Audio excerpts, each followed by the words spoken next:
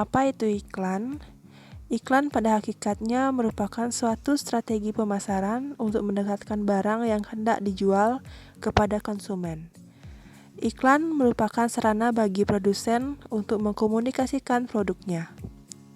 Iklan mempunyai andil besar dalam menciptakan citra bisnis. Dari tayangan iklan masyarakat dapat menilai baik buruknya suatu kegiatan bisnis. Selanjutnya, ada fungsi iklan. Yang pertama, iklan sebagai pemberi informasi. Iklan berfungsi untuk membeberkan dan menggambarkan seluruh kenyataan yang rinci tentang suatu produk, baik keberadaan produk itu, kegunaannya, kelemahannya, dan kemudahan-kemudahannya. Iklan dalam hal ini hanyalah media informasi yang netral, atau tanpa manipulasi dan bujuk rayu, dan menyerahkan keputusan untuk membeli kepada konsumen itu sendiri. Yang kedua, iklan sebagai pembentuk pendapat umum.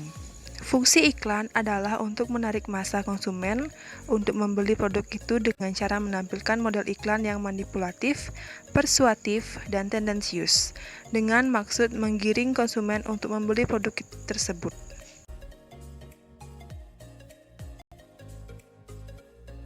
Kemudian ada pihak yang bertanggung jawab atas iklan yang ditayangkan. Yang pertama, produsen yang memiliki produk tersebut. Tanggung jawab moral atas informasi yang dibenar tentang sebuah produk pertama-tama dipikul oleh pihak produsen.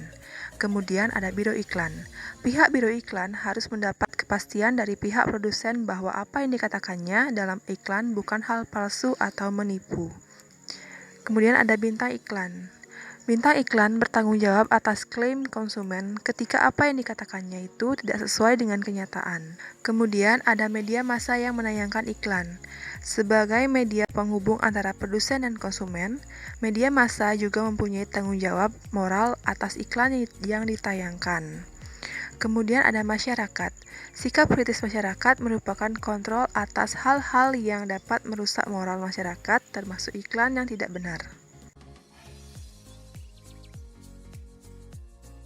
Selanjutnya, iklan informatif akan digemari karena yang pertama, masyarakat semakin kritis sehingga konsumen tidak mudah dibohongi atau ditipu oleh iklan yang tidak mengungkapkan kenyataan yang sebenarnya. Yang kedua, masyarakat sudah bosan, bahkan muak dengan berbagai iklan yang hanya melebih-lebihkan suatu produk. Oleh karena itu, masyarakat jauh lebih suka iklan yang tampil sederhana tetapi menyentuh dan menarik.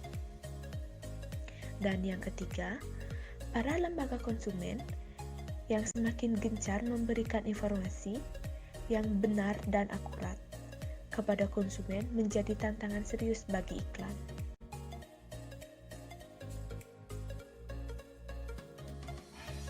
Kemudian, ada beberapa persoalan etis dalam iklan. Yang pertama, merongrong otonomi dan kebebasan manusia, di mana manusia didikte oleh iklan dan tunduk kepada kemauan iklan, khususnya iklan manipulatif dan persuasif yang tidak rasional. Yang kedua, menciptakan kebutuhan manusia dengan akibat manusia modern menjadi konsumtif. Banyak dari apa yang dianggap manusia sebagai kebutuhannya sebenarnya bukan benar-benar kebutuhan. Yang ketiga, membentuk dan menentukan identitas atau citra dari manusia modern. Manusia modern merasa belum menjadi dirinya kalau belum memiliki barang sebagai ditawarkan iklan. Dan yang terakhir, merongrong rasa keadilan sosial masyarakat.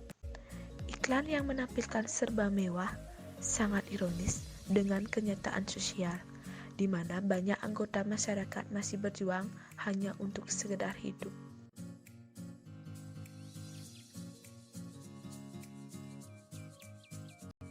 Makna menipu dalam iklan.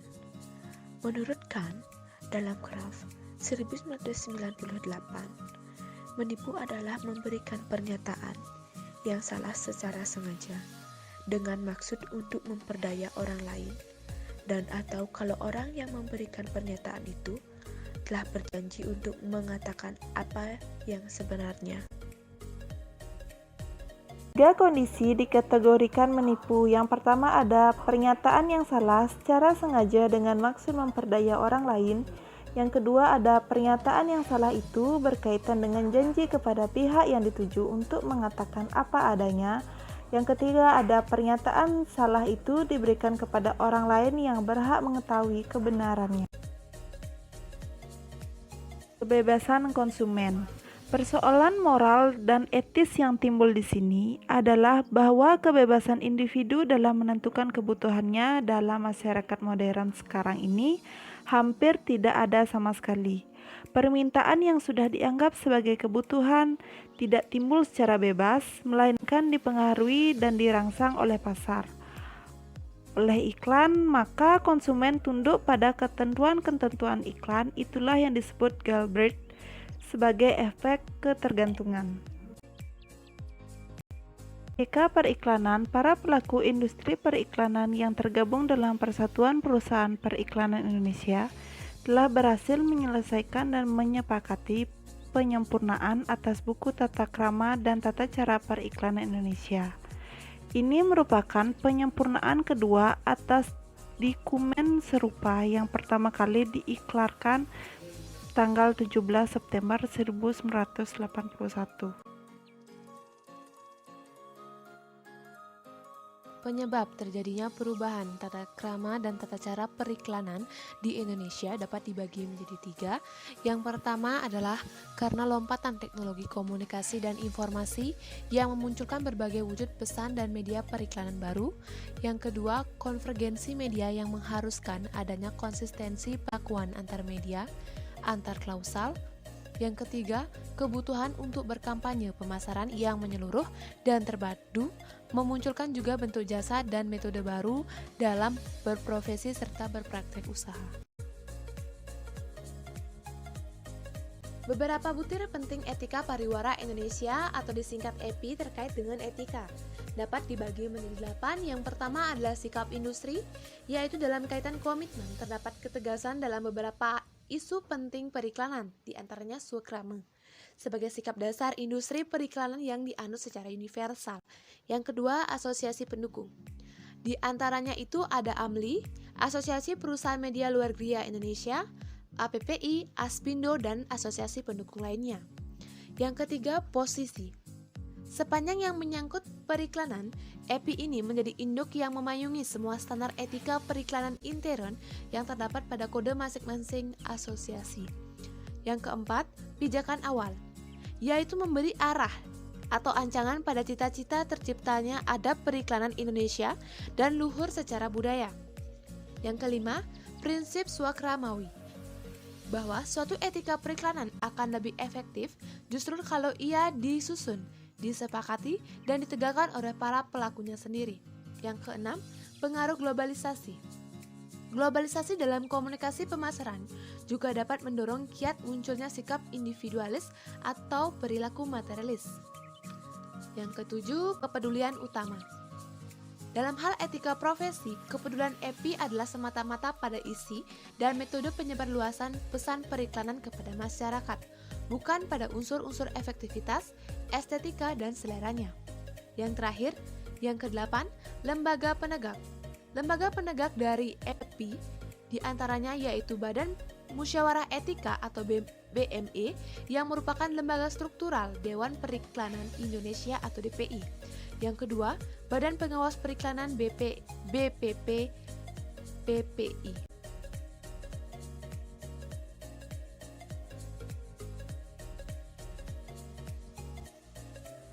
Berikut merupakan contoh iklan yang melanggar etika bisnis dan tata krama, yaitu salah satu iklan dari mie sedap yang melecehkan profesi guru. Dalam tayangan iklan ini, KPI Pusat mengimbau kepada semua stasiun televisi untuk memperbaiki adegan dalam tayangan iklan mie sedap ini. Menurut KPI, tayangan yang terdapat dalam iklan tersebut tidak memperhatikan norma dan nilai yang berlaku dalam lingkungan sekolah, memperolok tenaga pendidik, dalam hal ini guru, dan merendahkan sekolah sebagai lembaga pendidikan. Teguran dan penjelasan tersebut tertuang dalam surat imbauan KPI Pusat yang ditandatangani Ketua KPI Pusat, Dadang Rahmat Hidayat, pada semua stasiun televisi Rabu 28 Desember tahun 2011. Contoh dari beberapa produk yang tidak sesuai dengan iklan yang ditayangkan. Berikutnya contoh iklan yang mendidik. Salah satunya yaitu iklan Pepsodent. Produk ini merupakan produk yang sangat familiar bagi masyarakat Indonesia, bahkan mindset masyarakat terhadap pasta gigi sudah berubah menjadi Pepsodent karena banyak yang mengatakan bahwa pasta gigi itu adalah Pepsodent. Dari konsep iklan ini menggunakan dua tokoh yaitu Ayah Adi dan Dika, serta sikat gigi pagi dan malam. Iklan tersebut sangat kreatif memilih dua tokoh ini, karena iklan ini dapat mengajak anak-anak khususnya untuk menggosok gigi setiap pagi dan malam. Selain itu, iklan ini unik dan mendidik karena juga memberikan contoh tidak hanya sekedar menjual produk tersebut.